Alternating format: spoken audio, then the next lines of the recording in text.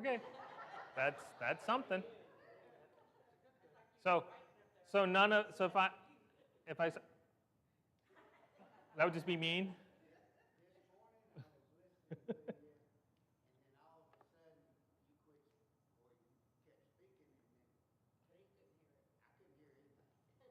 Yeah. All right. Well, this evening we are going to look at a possible parable. I'm going to put in those terms, like what I mean in a second. We've been out because of VBS last month. Sorry. Next week we'll be at Lakeshore, but that's why this is kind of work, because we're not kind of locked in. So if you'll turn to Luke 16. Luke 16. We'll be looking at verses 19 to the end of the chapter at the rich man and Lazarus. Now, there is debate. There is debate. That's all I need to say. Now, this isn't a number of lists of parables, but there is a contention over whether this qualifies as a parable. Ultimately, it doesn't really matter unless you're being pedantic. There are certain reasons to lean one way or the other, and there are a lot of arguments to go one way or another. There's more that deals with this. This is something that Christ just kind of states and opens up a lot of other questions. My goal is to try to get through it as it is in toto with the pieces and how they all fit together, and then if we have questions that build off of that too.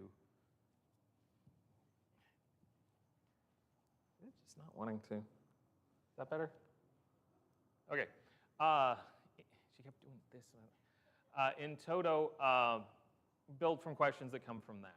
So I'll save the parable definition talk until after. How about we just read through it, and we're going to approach it the way we normally do by just trying to pick up on figures or elements or various things, explain them, see how they fit together. So if you'll read along, I'll be in the New American Standard of 95. Starting in verse 19. Christ is speaking. Now there was a rich man, and he habitually dressed in purple and fine linen, joyously living in splendor every day. Okay? And a poor man named Lazarus, who laid at his gate covered with sores, and longing to be fed with the crumbs which were falling from the rich man's table. Besides, even the dogs were coming and licking his sores. Now the poor man died and was carried away by the angels to Abraham's bosom. And the rich man also died and was buried. Notice he doesn't get carried. In Hades, he lifted up his eyes, being in torment, and saw Abraham far away and Lazarus in his bosom.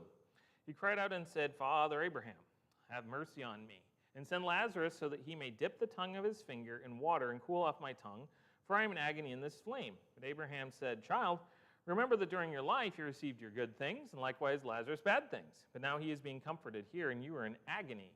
And besides all this, between us and you there is a great chasm fixed, so that those who wish to come over from here to you will not be able, and that none may cross over from there to us.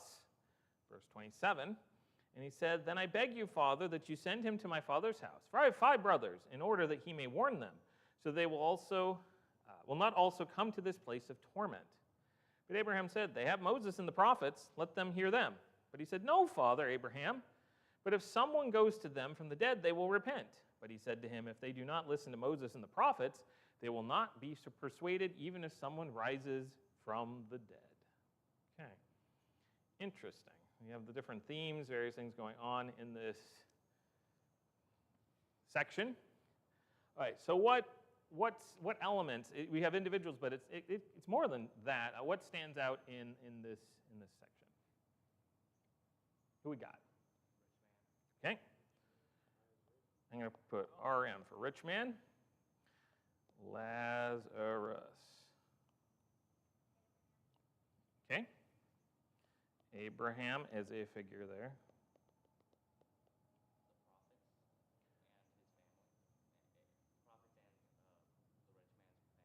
Okay, you're jumping on 2 elements there. Okay, so the rich man's family, and then the allusion to, I'm going to put M and P, Moses and the prophets, which is going to be shorthand for the Old Testament in essence. That which is revealed, the word. What else?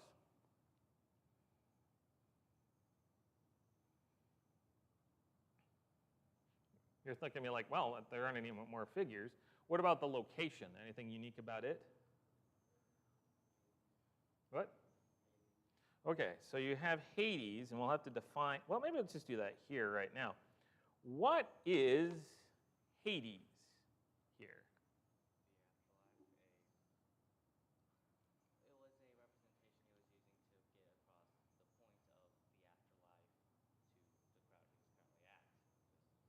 Okay, you're okay. You're saying it was a representative of the afterlife to meet the understanding of the crowd that's there.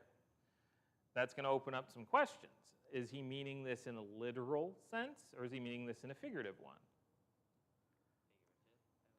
Okay, then what is he teaching? See, I'm going to be mean because this is not one that you can. I'm going to tell you right now, we're not going to nail this down perfectly here. I'm going to be able to counter with various things and irritate you for a bit.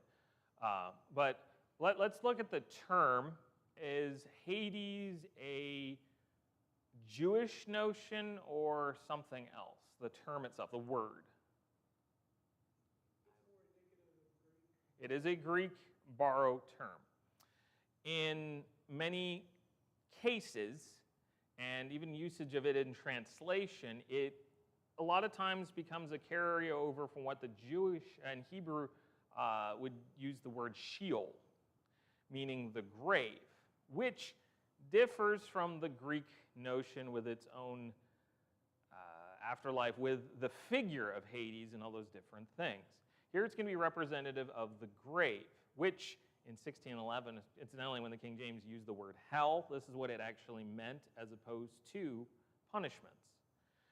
Here's the thing. Is Hades describing the place of punishment only? It's describing the entire abode. So what we have, and this is what a lot of times we just use the phrase, the Hadean realm, the abode of the dead. And again, is an accommodative statement, and this is where it's difference between literal and figurative. It's actually probably a little of both. Christ is going to use a physical terminology to describe a spiritual realm. Does that negate the reality of the place? And that's going to become the big question about it. What else in Hades? What do we have? It is subdivided, right? Okay, there's a chasm that divides, and I'm going to draw a little goofy figure in a second. You have a chasm that divides what?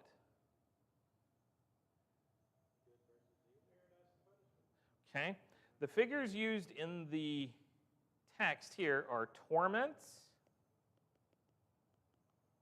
Oh man, the E bled into the N. Oh wait, and Abraham. I'm going to put Abraham's, and I put bosom. Which is to recline at his side, a place of comfort near the father Abraham. Those are the terms used here.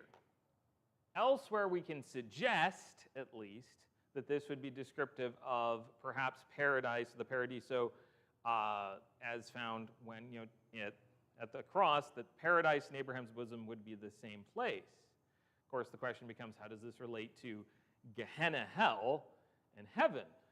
And this is where it starts to bubble up in different things.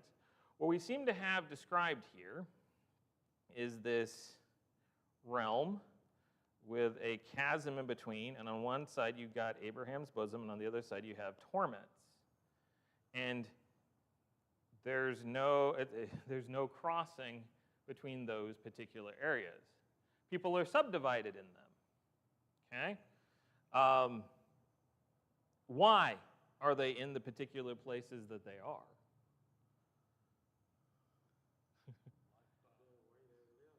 Okay, the way they lived. Oh, that's interesting, because that might suggest, and it doesn't biblically, but some might, if they just use this alone, take a more of a karmic take, karma in that form of like, if you do poor in life, if you do bad in life, you're punished, and base it and move it solely to deeds-based judgment, which the wages of sin is death, which carries with it, some different elements there. However, it does come in line with a lot of what Christ speaks of in the Sermon on the Mount and various other things. Eric, I see you had a thought. Well, there's not enough information in the Mm-hmm. lesson itself to really describe what the rich man actually really did, except that he lived based on his riches. Okay. And there's nothing that describes the behavior of Lazarus in any way except that he was poor and had wounds and longed for food and scraps from his table. That's it, but we assume a lot of things. And we kind of have to because he's supplying a bit to it. So that's again the danger of taking a section like this on its own and not just letting it say what it wants to say to reach certain conclusions. Because from this alone, could you then say, well, riches must be bad.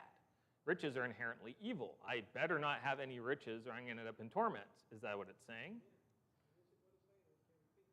Yeah. There's an interesting balance here.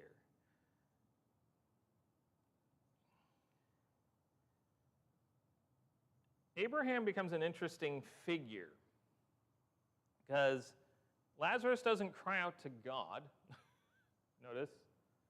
He doesn't cry out to the angels. He doesn't cry out to anyone because it seems that they're kind of removed from the situation for the time being, or at least they're not present in a direct sense, which kind of divorces this a little bit from heaven. What does he request? What does the rich man request of Abraham?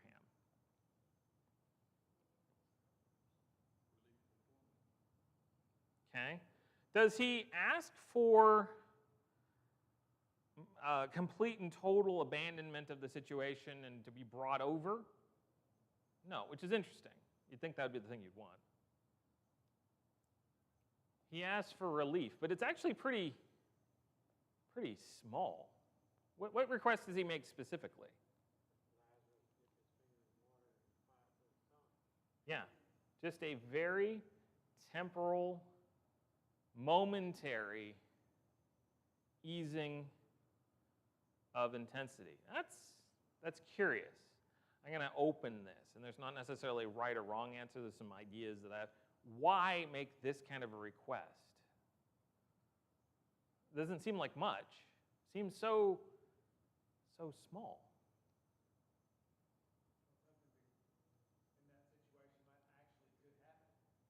Okay. I know you can't get me out of this, but could you at least give me a break for half a second?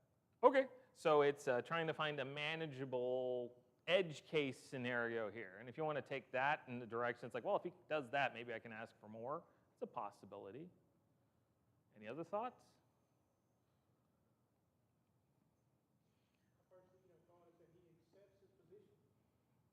Okay. He accepts his position. Whatever happens in the life, blah, blah, blah, he accepts where he's at. He doesn't say, I didn't deserve this, it wasn't me. He accepts it.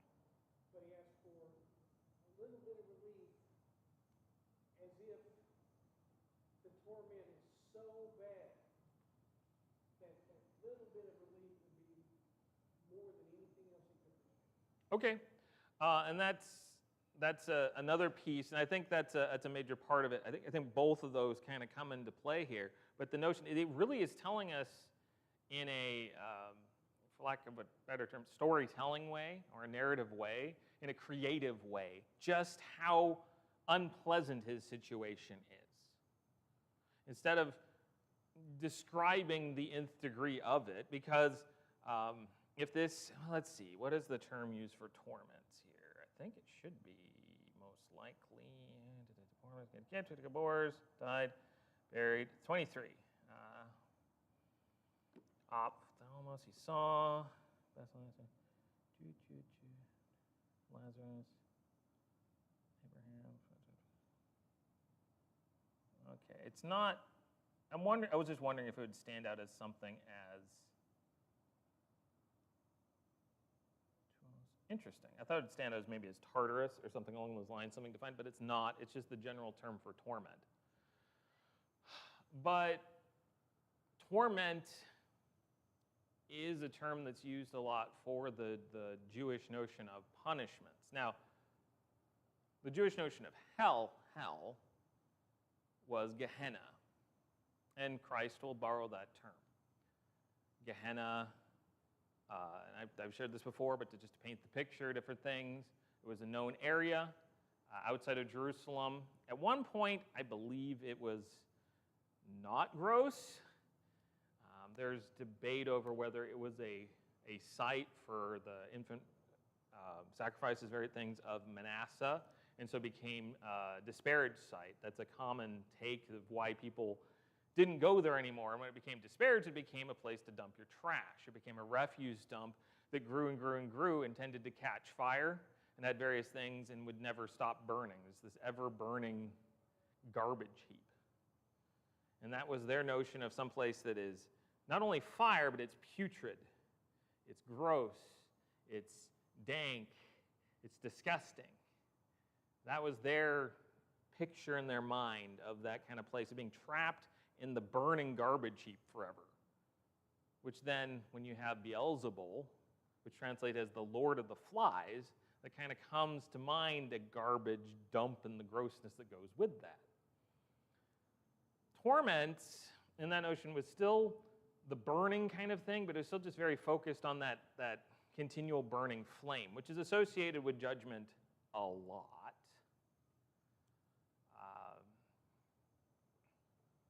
Carries over. I mean, the Revelation puts forth some more revealed ideas, but a lot of these things kind of come together.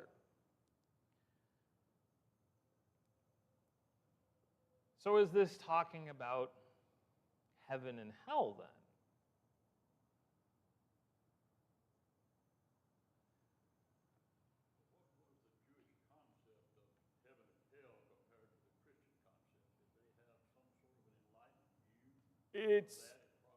Here's where it gets difficult. It gets really tricky to say definitively yay or nay.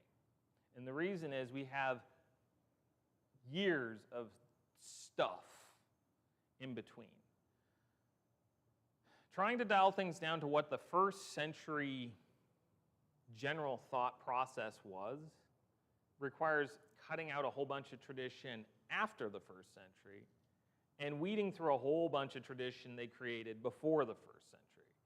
Because whereas in Christendom, that loose term Catholics created a whole bunch of stuff, including they came up with purgatory and named all this and that, blah, blah, blah, named all angels. The Jews were already doing that themselves with naming angels and having all this extra stuff.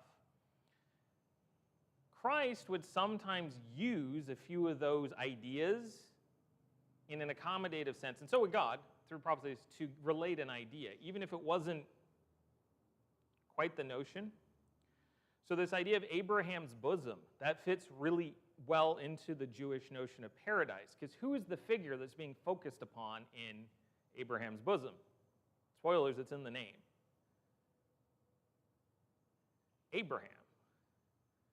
And when they became so enamored with being a child of Abraham, or a son of Abraham, and part of that thing, there developed a wicked tradition whereby it was a belief that the spirits would be cast over a grand falling chasm into darkness. And Abraham would stand at a precipice, and there's a Jew, and he would snatch him from death because of their history versus their behavior.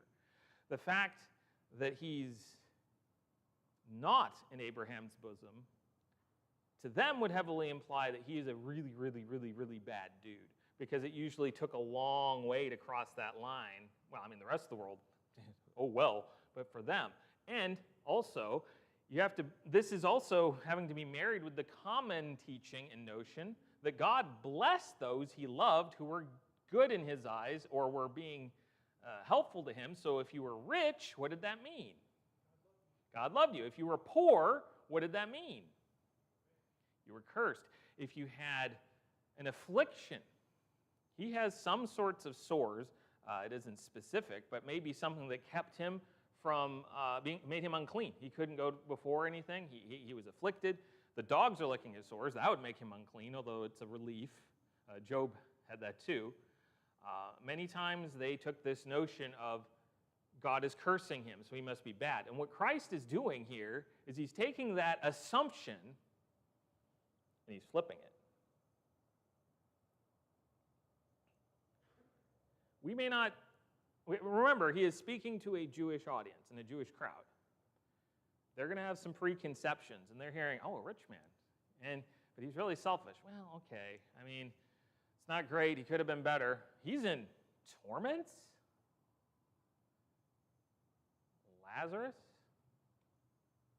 This guy at the gate?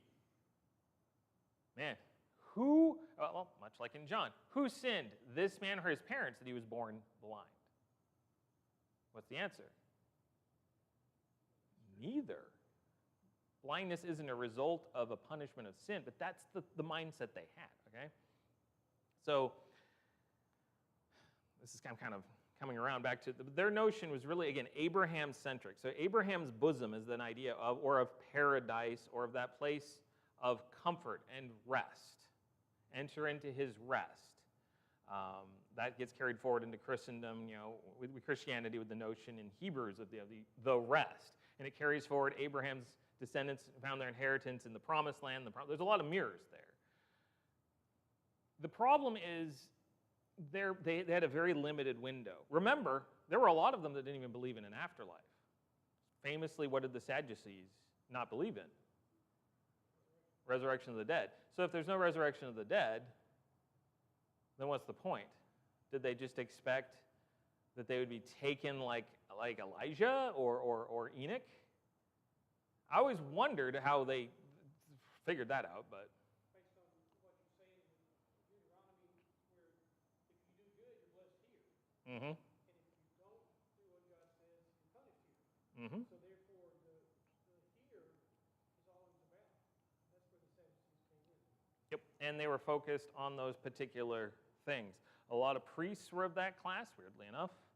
You spend your days, depending on how important you were. Some lessers down the line only did it like once. But you work in the temple, and you're offering sacrifices, or you're ministering there, or you're a Levite, and you're just going through the motions in the system for something that you don't even believe has any power. How cynical. Did the Sadducees have a concept of afterlife at all, or believe it at all? I don't really know, because, again, we have only so much information. I wouldn't know what it would be. Without the resurrection for the dead, what would it be, is the question. And it was the big debate of the day. It was a major issue. We know this because Paul uses that to be a wedge issue before the Sanhedrin. I'm being brought forward before you and persecuted because of the resurrection of the dead. And then the Pharisees come to his defense, and they start arguing, and he's like, ha, guys, gotcha, because he was smart. He knew in that situation that wasn't his goal. His goal was the people. But anyway, with this, let's get back to the goals of what Christ is trying to share here. He makes a request first, touch the tip of his finger, cool my tongue. Such a seemingly minor little thing to where just that much of a relief.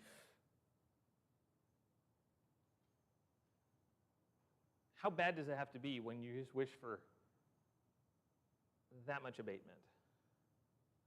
And when you carry forward a lot of the other terms that Christ will use in the New Testament for,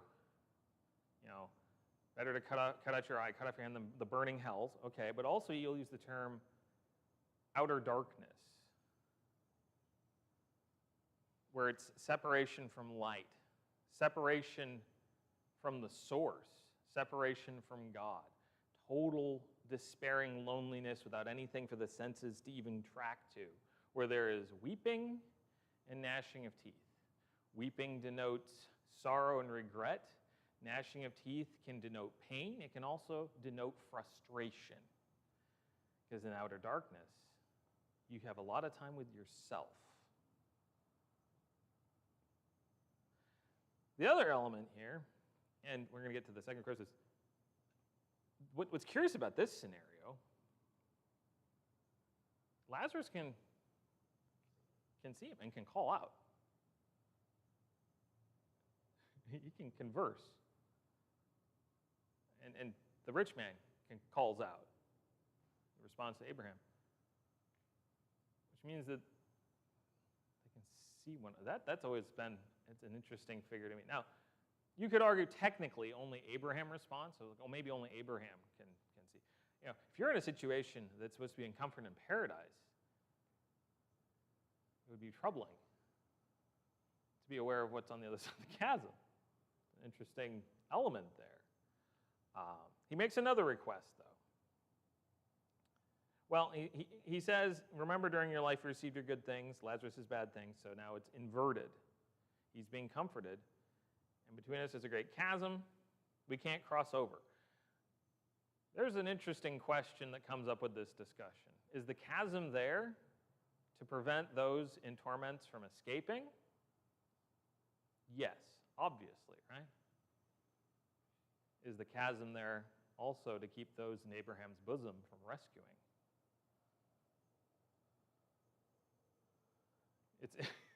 It's this scenario where neither side can change the circumstance. So when that's in play, what does he then ask? It's down in verse 27 and 28 and so forth. Send it back to warn my brothers. That's kind of quite an ask, really, if you think about it. The first one's like, oh, there's this little thing, just send him over with this little bit of water. Okay, well then send him back to warn my brothers. What's wrong? I mean, aside from what Abraham answers, what's wrong with that kind of a request? Look at it from Lazarus' perspective. Ironically, who, same name, right? Who does return in this race? Lazarus. And John. I don't think it's accidental. I don't think it's necessarily the same individual. He doesn't seem to be in a poor situation. He's fine in Bethany, he has his sisters and so forth. But it's interesting the name is used, and whether it's accidental or a definition of the part of the name or Christ, I think it's intentional. Abraham says it's impossible, first of all, but think about this. He is asking on behalf of his brothers. He's being kind to them, which implies they're a lot like him, right? Wrong attitudes, wrong different things. But does Lazarus want to go back?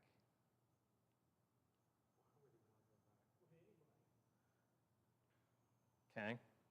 Why would anybody? He's in comfort, and he has to return to this fallen world with a chance to fall again, to not end up in that same situation, just to help out this guy?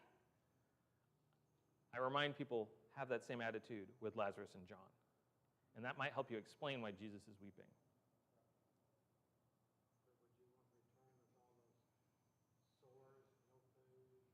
Yeah, that's true too. Back into his pitiful state in a temporal sense. Of course, this is all leading up to the end here. What does Abraham tell him?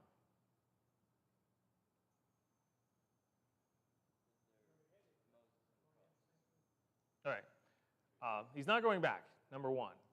There's without very specific exception for a specific purpose, this seems to be where they're going to be at least until a particular point. And this is where we'll kind of try to fit this into how things fit together, because the Hadean realm creates some questions, various things. I was trying to say that. But they're not going back.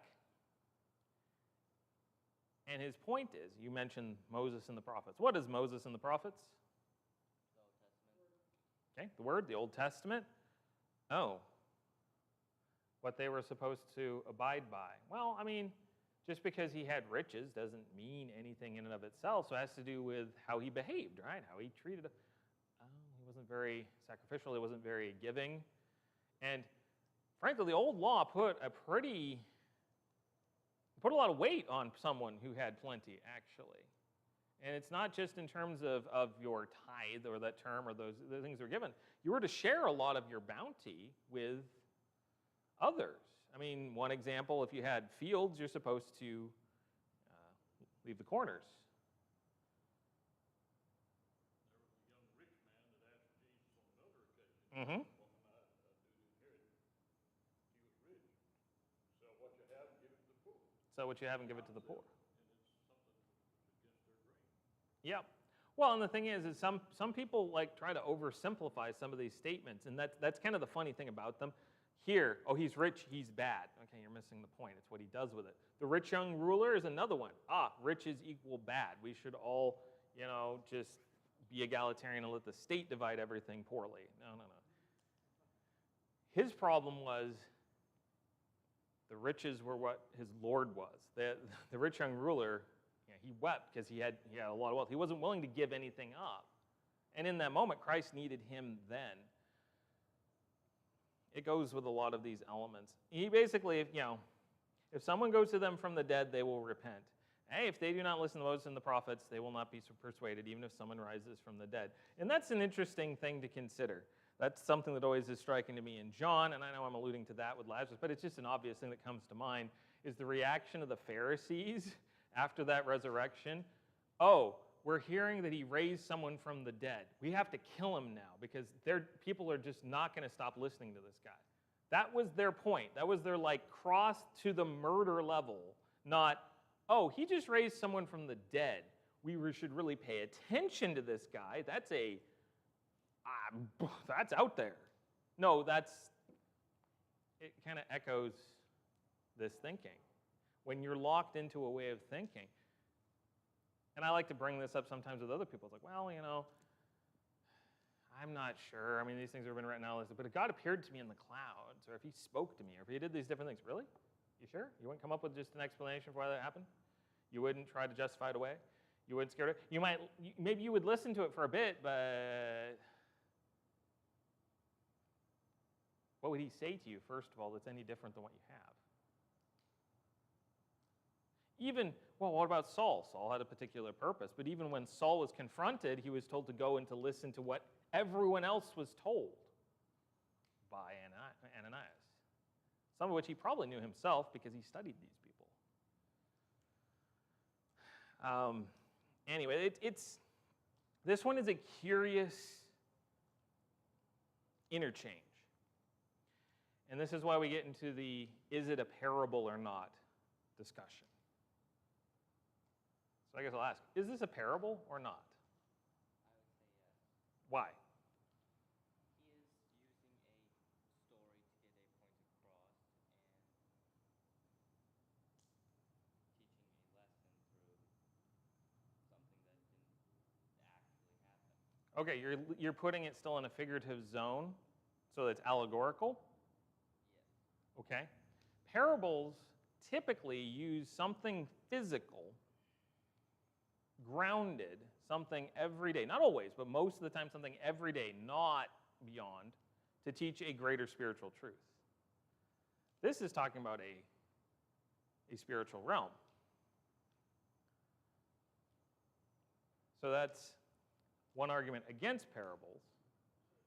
I contend that the phrase, there was a rich man, there was a, Mm-hmm. same dialogue, same phrase about Job, there was a, Yes?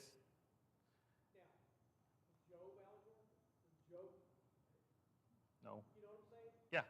So my contention is, based on the wording, this is an existing situation.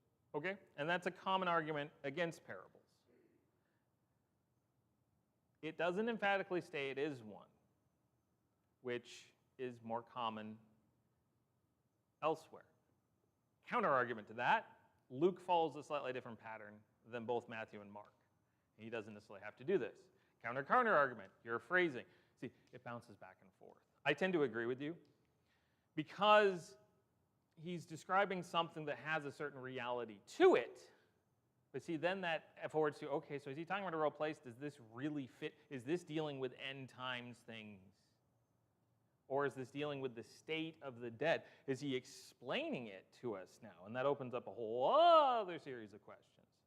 If it were a parable, the question then becomes, why bring up something parabolic in that form that doesn't exist? It would then still need to exist in order to have any import. So it works both ways. So then people go, well, how does this fit in with anything else? You have the final judgment scene in the Revelation. You have the new city. You have the new heavens. You have the lake of fire. And death and everything is cast in the lake of fire post-judgment. What is going on here?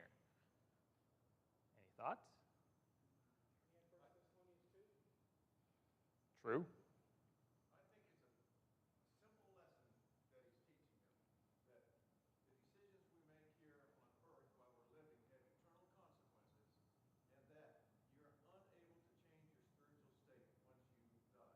That's it. Okay. So there's nothing more that is being explained here other than an accommodation? I think that's the meat of the subject. You know, there are religions today that believe in limbo. You can pray somebody up out of their particular religious state. I think there's the Mormons. The Normans, yeah, big. They mistranslate Acts 2 descending to hell, the King James version, and also it's in Second Peter, I think somewhere in there, where they translate that Christ going to hell as opposed to the grave, and then it becomes a whole typo. That was a repair a problem teaching, because someone came and went, hey, wait a minute, this is 1850 or whatever. You're saying this is the restored gospel. What about all the people from AD 30 to here? They didn't get a chance for it. Well, they will. They're just in hell temporarily, but we'll send later people down to preach to them, and then we'll baptize for the dead vicariously, and they can get out. That's where baptism for the dead comes from, because they were trying to fix a hole. So that's one example. Yeah. To me, the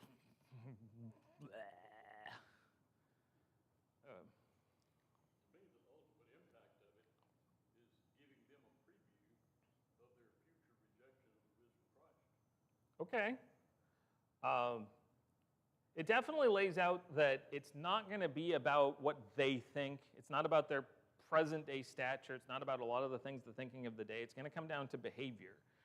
This isn't meaning it's works-based salvation, but there's a lot in his preparation, even the Sermon on the Mount, about your righteousness surpassing, good attitudinal things, and then him coming later and making up the difference. And then that those marry together really well.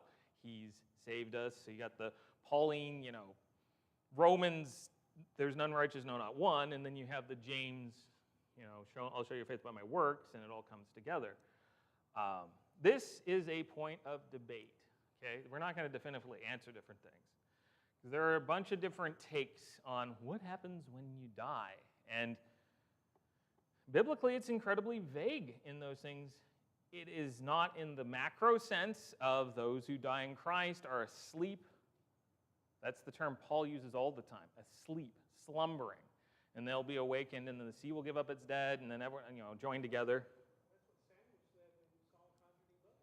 Why did you wake from a slumber? That's true. With the Witch of Endor, there weren't any Ewoks around, but anyway, yeah, I always pictured in my mind the scene that she first is freaking out because she's a flim-flam artist. Like, I actually did it. Oh, no. Yeah. And it's like, why are you bugging me? Saul, you again, It's always him. It's a slumber, which implies, and this upsets a lot of people, that there isn't really much of an active interest in what's going on in the world, because you're past it. Now, there is a school of thought that has what's called the warp theory, for lack of a thing. God's removed from time, so that when we end, we just kind of immediately skip to the end. So that would mean like some sort of stasis kind of form, sleep. I don't know. What this is suggesting, perhaps, is a place of waiting. However time passes there, it's perceived of various things, whichever, this would imply a holding area, kind of like the difference between jail and prison, for lack of a better term. This is a holding area in lieu of when judgment comes and everything is finalized, which then begs some other questions. Well, then how can they be separated before judgment? He's already in torment. He's already being punished. He is. But if he's destined for outer darkness, is he supposed to be comforted while he's waiting? And again, it's the whole notion that the judge can prejudge because he's removed from time, and your fate can be sealed before the judgment is stated, which is placed in God's hands. That's the answer that's given to that. Okay? Like I said, there are a lot of different ways this can. That's why this one is kind of fun, but also kind of like, wah, because it goes a bunch of different directions. For me, and this is just me, the big take is how did the listeners hear and understand how to respond? But the scripture doesn't indicate their response. No, it doesn't. There's no, it's silent. Yeah. Leaves us to that quandary of, well, what's this all about? Yeah, contextually, I was like, normally we go to the context to help with that. He's talking about the Pharisees about riches, and then he immediately turns to the disciples and just starts teaching them. There isn't anything more with the crowd. So you're kind of like, they're all just sitting there going, huh. So what is, it could simply be that he was just trying to flip their thinking on their using common day tropes, common day ideas. I tend to be wary of that notion only because God is not the author of confusion. He will use certain things in our windows in our understanding, but they tend to still look towards something that is generally true. Okay, even if there are glimpses. Yes, are the streets literally made of gold in heaven? No, because that's physical. But you can argue from 1 Corinthians 15 that it doesn't have to be wholly spiritual. We have new bodies. It enters into a whole JW thing, and it gets really weird. So you want to be very careful with being too definitive in any direction. I do personally think that the idea of this being some sort of abode isn't necessarily figurative. Its manner is still accommodative in physical language. Whether it's removed from time, we kind of move a little quicker, or we're separated from various things, I don't know. But judgment then comes for all. And my take, just Eric 17:4, I don't think he would bring it up in quite this manner if there wasn't at least some reality to it in some fashion. Because like you mentioned, it was, as opposed to, let me give you an example of what could happen. There was a rich man. He died and went to place. There was a man, poor man, Lazarus. He died and went to place, not, it has a very direct form. I don't necessarily like to get much more dogmatic about it than that. Some do. This has gotten into like weird areas, and like a lot of things, if you take any of these ideas too far, you'll start to build let me put this kindly, doctrines that have unsteady support, and when they're wobbly, you start to build more on them, and you end up in falsehood really fast if you're not careful. Yes, it does. People get really worked up about these different things. Tread lightly in different things. But I figured as a parable, not parable, it's still fun to discuss because there's a lot of figures involved. We're like 10 till. We could go for hours if we really wanted to, but I wanted to hit the core elements of this. Is there anything else on someone's mind that they're just like, what? Or is everyone like completely confused? Okay, marginally confused. It's okay. Did we cover it then-ish? Is everyone satisfied? As best we can, because again, this can't be definitive.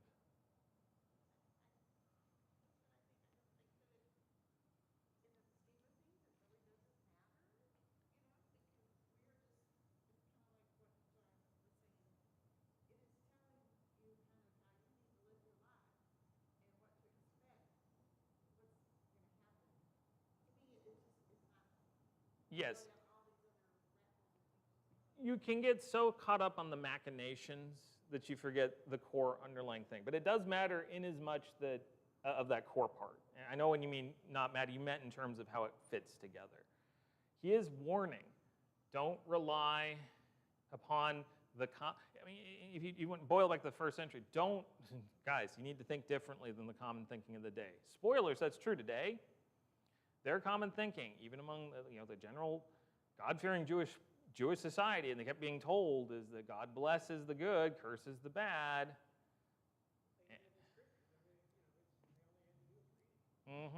It got really messy really fast. And coupled with that, who is he associating with the most? The poor, which were by extension considered cursed of God, and then prostitutes and tax collectors and sinners, bad people. Of course, the physician goes to not just the sick, but those who know they're sick and will let them help. There's a sermon in that too. Everyone's sick. Ooh, ooh. Anyway, he goes to the ones that'll let him help.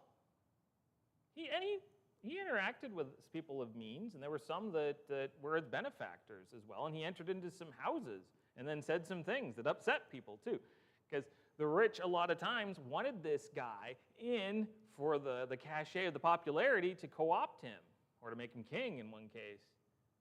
He navigated that.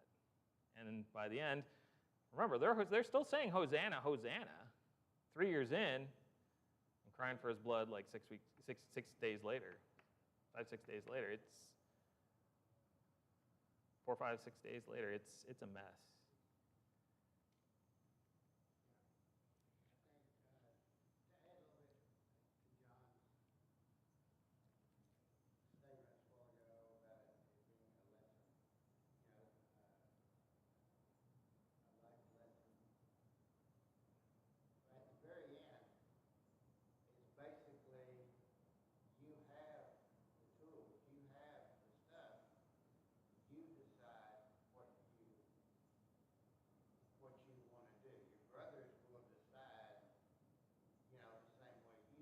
Mm-hmm.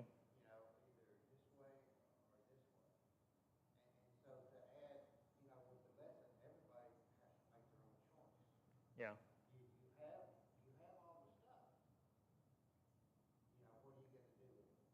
But it's also borne out more than just a singular choice once in a day and nothing else matters. It's going to be the choice you make to obey what God's going to do and then trying to follow that path the best you can. Under their system, that meant trying to abide by the law and the prophets. Were any of them perfectly under the law? Nope. But it was the ones who were poor in spirit that knew it, that sought for restoration with God and sought out for various things. No, it's certainly there. John? You know, the parable's interesting because as I think it through, and I'm looking at this Hades, right? There's only one person over here, and there's only one person with Abraham's bosom. I'm not seeing anybody else. They're not described. The implication is that there's still realms and there's others there. But they're the only POV characters in that. So they're recognizing one another. They are, yeah. How many people can be there? Oh, there he is. Well, and they're not alive, they're spirits, yet they recognize one another, which is a whole other thing, too. So there's a lot of different little paths to follow, which just open more questions, but that's fun. Yeah, certainly. All right, any last thoughts? Speak now or just ask me in a minute. Okay. Anything else that needs mentioned this evening? Anyone need to partake this evening? I think everyone was here. Okay. Nothing else? Nothing else? Okay. Eric, would you close us in prayer?